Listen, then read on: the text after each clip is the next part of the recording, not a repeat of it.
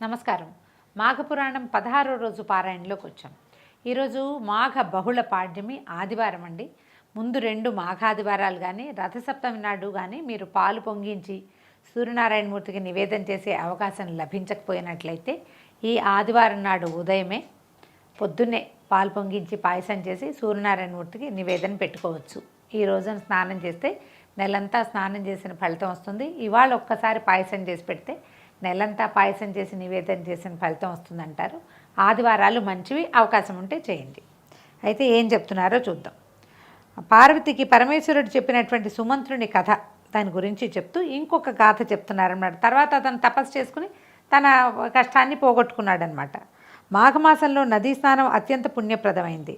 ఈ మాసమందు 30 రోజులు విడవకుండా నదీ స్నానం చేసేవాళ్ళు ఐశ్వర్యవంతులవుతారు. వాళ్ళకి ఉన్నటువంటి కష్టాలన్నీ క్రమంగా తీరిపోతాయి. మాఘశుద్ధ చవితి నాడు భక్తశ్రద్ధలతో నదీ స్నానం చేసిన వారికి వారి నిర్మల హృదయాన్ని అనుసరించి, అంటే ఖచ్చితంగా వస్తుందని చెప్పట్లేదండి, బుద్ధి నిర్మలంగా ఉంటే శ్రీహరి కృపకి పాత్రలవుతారట.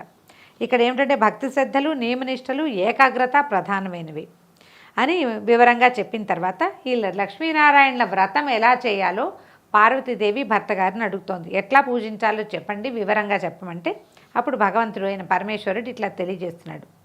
మాఘమాసంలో శుద్ధ చవితి వెళ్ళిపోయిందండి. మనం బహుళంలో ఉన్నాం. ఇప్పుడు 16 రోజులకు వచ్చేసాం కదా. ఈ సంవత్సరం చేయలేకపోతే వచ్చే సంవత్సరం చేసుకోవచ్చు. కుదిరితే బహుళ చవితి నాడైనా కూడా మనం ఇది చేయొచ్చు అనమాట.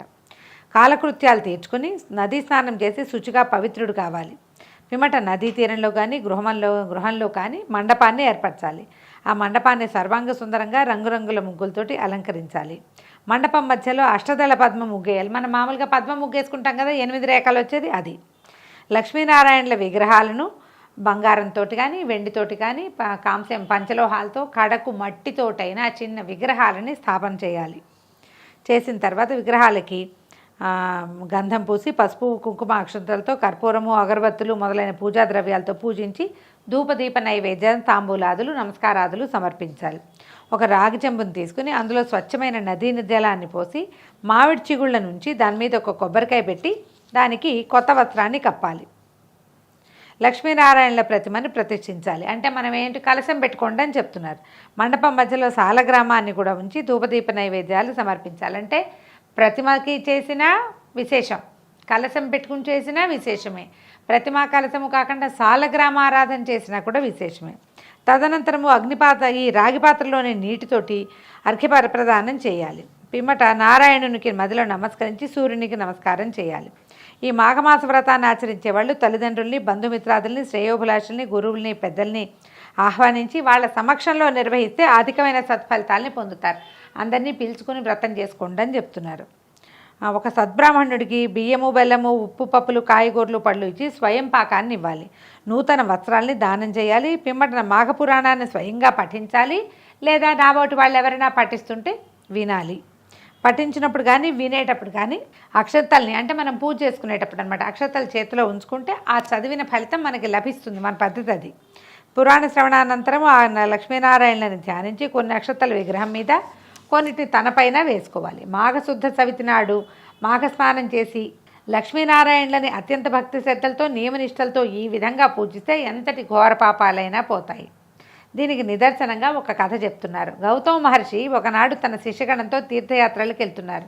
అనేక పుణ్యక్షేత్రాలు దర్శిస్తూ మార్గమధ్యంలో కనపడిన ఆ సన్యాసులతో, భక్తి తత్పరులతో, మునిగణాలతోటి భగవద్గోష్ఠులు జరుపుతూ మాఘమాసం వచ్చేసరికి ఆయన కృష్ణా తీరాన్ని చేరుకున్నాడట. పవిత్ర కృష్ణానదిలో స్నానం చేశాడు శిష్య బృందంతో కలిసి.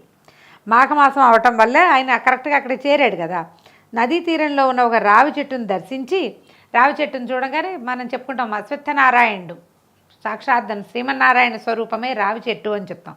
మూలతో బ్రహ్మరూపాయ, మధ్యతో విష్ణురూపిణి, అగ్రత శివరూపాయ వృక్షరాజాయతే నమః అని ఈ శ్లోకాన్ని 4-5 సార్లు చెప్పుకుంటూ దాని ప్రదక్షిణలు చేసి ఆ చెట్టు కింద కూర్చుని మహావిష్ణువుని పూజించాడట.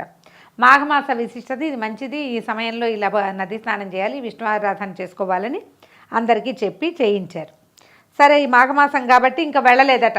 పవిత్ర మాసం కదా, నదీ తీరంలో ఉన్నామని చెప్పి అక్కడే ఉండి ప్రతిరోజు అక్కడే పూజ చేయటం మొదలుపెట్టారు. మాఘశుద్ధ దశమి వచ్చిందట. అది ఆయనకి అత్యంత ప్రీతిపాత్రం. దశమి మర్నాడు ఏకాదశి వస్తుంది. మాఘశుద్ధ దశమి చాలా విశేషమైన రోజు. ఆయన ఏం చేశాడు, రావి చెట్టు మొదట్లో శుభ్రం చేసి అలంకారం చేయించి ముగ్గులు అవి వేసి మామిడాకలు తోరణాలు కట్టించి చిన్న మండపాన్ని ఏర్పాటు చేశాడు. శ్రీహరిది ప్రతిమ కూడా ఒకటి ప్రతిష్ఠించి పూజాధికాలు చేస్తున్నారు. అత్యంత భక్తి శ్రద్ధలతో శ్రీమన్నారాయణని సేవాకాలం జరుగుతోందట. అయితే ఈ కార్యక్రమాన్ని అంతటినీ అక్కడికి వచ్చి ఒక కుక్క వచ్చి కూర్చుందట. అది చూస్తోందట. అది కళ్ళార్పకుండా చూస్తోంది. అయితే ఆ కుక్కను గమనించిన శిష్యులు ఎవరో వచ్చి అని దాన్ని చిన్న కర్రతో బెదిరించారు. అవతల పరిగెత్తింది, కానీ మళ్ళీ వచ్చేసింది. అది 2 సార్లు 3 సార్లు అదిలించారు. 3 మాటలు అదిలించారు. 3 సార్లు అది ఏం చేసింది, చెట్టుకు ప్రదక్షిణగా మళ్ళీ ఇటు నుంచి తిరిగి వచ్చి రెండో పక్కన వచ్చి కూర్చుంటోందనమాట.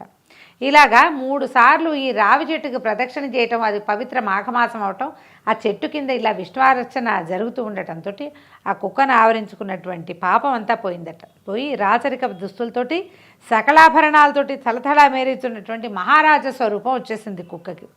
ఈ గౌతమ మహర్షి ముందు నిలబడి ముకుళితాస్తుడు 2 చేతులు జోడించి వినమ్రంగా ఆశీర్వచనం కోరుకున్నాడు. అవి ఇంత చూసి అందరూ ఆశ్చర్యపోయారట. అప్పుడు గౌతమ మహర్షి అడిగాడు, రాజా నువ్వెవరివి, ఎట్లా ఇలా కుక్కవయ్యావు అని అడిగితే, నేను కళింగ దేశపు మహారాజును, చంద్రవంశం మాది, నా పేరు జయచంద్రుడు, నేను అన్ని విద్యలయందు ఆరితేరి ప్రావీణ్యత సంపాదించాను, నా పరిపాలనలో ధర్మానికి న్యాయానికి కొదవలేదు, ఎన్నో దానాలు చేశాను, ప్రజల్ని కన్నబిడ్డల్లాగా చూశాను, ప్రజోపయోగ పనులు అంటే చెరువులు బావులు తవ్వించడము, మొక్కలు నాటించడం, సత్రాలు కట్టించడం, అన్నదానాదులు, ఎన్నో రకాల దానాదులు చేశాను, పశుపక్షాదులకి ఆశ్రయాలు కల్పించాను, అనేక దేవాలయాలు దేవతా విగ్రహాలు చేయించాను, దేవాలయాలు కట్టించాడు, దేవతా విగ్రహాలు చేయించాడు, యజ్ఞయాగాదులు చేశాను, విద్యాలయాలు పెట్టించాను, సకల పుణ్యకార్యాలు చేసినా కూడా నాకు ఈ కుక్క జన్మ వచ్చింది, ఎందుకు వచ్చిందో చెప్తానన్నాడు. ఒకనాడు ఒక శ్రేష్ఠుడు నా రాజదర్బారికి వచ్చి, నేను ఒక యాగం తలపెట్టాను, యజ్ఞం చేయటువంటి మాటలు కాదు, దానికి చాలా ధనం కావాలి, కాబట్టి ధనావసరంతో నీ దగ్గరికి వచ్చాను అంటే ఈయన నేను సకలోపచారాలు చేసి ఆయనకి, అయ్యా మీరు చేయబోయే యజ్ఞం ఏదేంటో చెప్పండి విషయమని కనుక్కుంటే ఆయన ఏమన్నాడు, రాజోత్తమ నీకు తెలియని కొన్ని రహస్య విషయాలు చెప్తాను. ఈ నెల యందు సూర్యుడు మకర రాశిలో ప్రవేశిస్తాడు.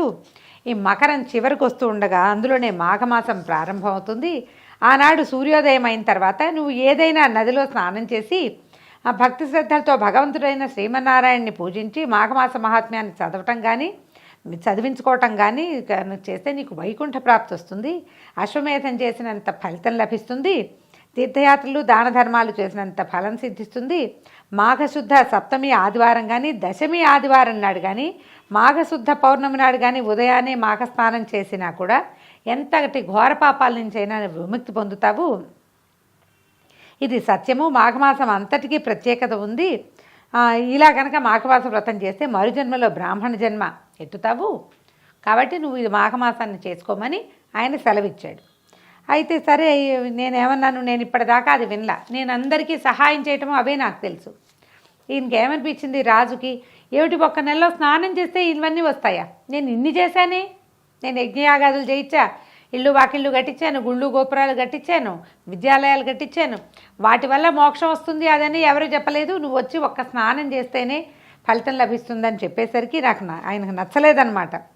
మాఘమాస వ్రతం చేస్తే వైకుంఠ ప్రాప్తి కలగటం ఏమిటి, చేసిన పాపాలు పోవటం ఏమిటి, ఎక్కడైనా మంత్రాలకు చింతకాయలు రాలుతాయా, దానివల్ల ప్రజోపయోగం ఏముంది, ప్రజలకు ఉపయోగపడే పని చేస్తే వాళ్ళ ఆశీర్వచనాలతో ఏదైనా అవుతుంది. ఒట్టి మాఘంలో నా స్నానం నేను చేసుకుంటే, నా ఒంటికి నేను స్నానం చేసి నా భక్తికి నేను దండం పెట్టుకుంటే నాకు ఎట్లా వైకుంఠ ప్రాప్తి వస్తుంది అని చెప్పి ఇవన్నీ అతిశయోక్తులు నేను నమ్మనని ఎగతాళి చేశాను. కానీ ఏం చేయను, ఒక తెలియనితనంతో నేను ఆ పని చేశాను. నేను చేసే పనులే నన్ను కాపాడతాయి. నేను చాలా మంచి క్రియలు చేశాను.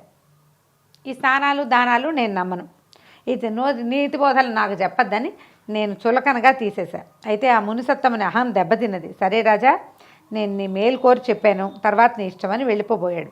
అయితే నేను ఆయనకు కోపం వచ్చింది, కానీ నేను ఆయన యజ్ఞం కోసం డబ్బులు అడగడానికి వచ్చాడు కదా, మొదట ఆయన్ని బతిమలాడి యజ్ఞం వరకు డబ్బులు తీసుకెళ్ళండి, ఈ స్నానం సంగతి వదిలిపెట్టండి, ఇది నన్ను చేయమన్నారు, నాకు ఆసక్తి లేదు, మీకు కావాల్సింది మీరు తీసుకెళ్ళండి ఇస్తాను కదా అని నచ్చజెప్పి ఆయనకి సగౌరవంగా పంపించాను. నాకు వార్ధక్యం సమీపించి మరణించాను. అప్పటి నుంచి వరుసగా 7 జన్మల నుంచి నేను కుక్క జన్మ ఎత్తుతూనే ఉన్నాను.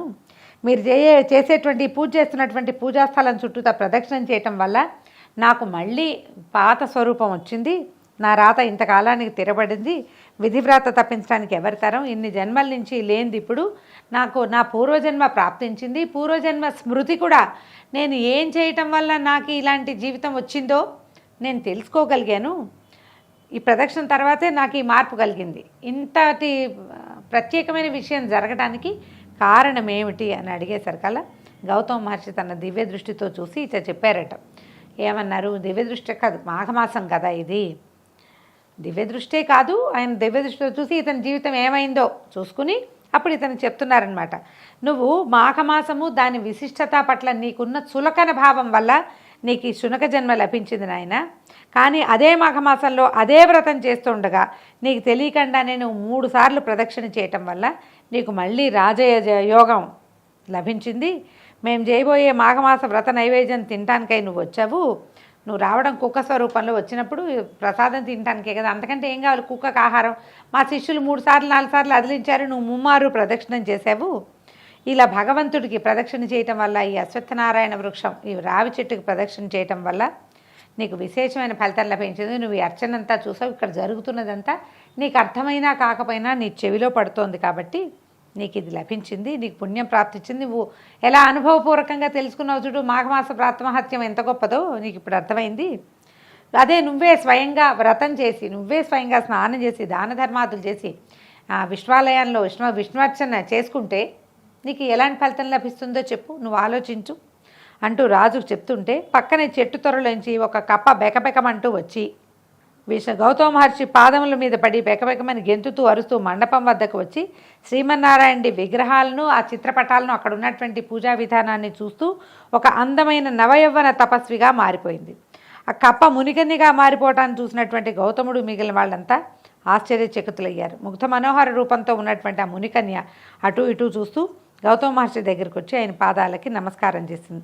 గౌతముడు ఆమెను దీవించి తన పూర్వజన్మ ఆమెకి దీవించేశారు కదా, ఆమెకి తన పూర్వజన్మ వృత్తాంతం అంతా జ్ఞాపకం వచ్చిందట. అప్పుడు ఆయన అడిగాడు, తపస్వి నువ్వెవరు, నీ పేరేంటి, నీ వృత్తాంతాన్ని వివరించమని ప్రశ్నించాడు. ఆమె పూర్వజన్మ వృత్తాంతం ఏమైందో చూద్దాం. ఒక రాజు సమస్తమైన మనం చెప్పుకునేటువంటి నరసేవ అంతా చేసినా కూడా ఈ మాఘమాసం స్నానం చేసినా చేయకపోయినా ఒక పెద్దవాళ్ళు వచ్చి ఇది చాలా మంచిది, ఇది చెయ్యి అని చెప్పినప్పుడు దాన్ని అపహాస్యం చేయటం వల్ల అతను కుక్కగా జన్మించాడట. అందుకని ఇతరుల పూజా విధానాల్ని విమర్శించకూడదని చెప్తారండి. ఈ కథతోటి ఈరోజు పారాయణ పూర్తయిందండి. రేపు ఉదయం మళ్ళీ పారాయణతో కలుసుకుందాం. నమస్కారం.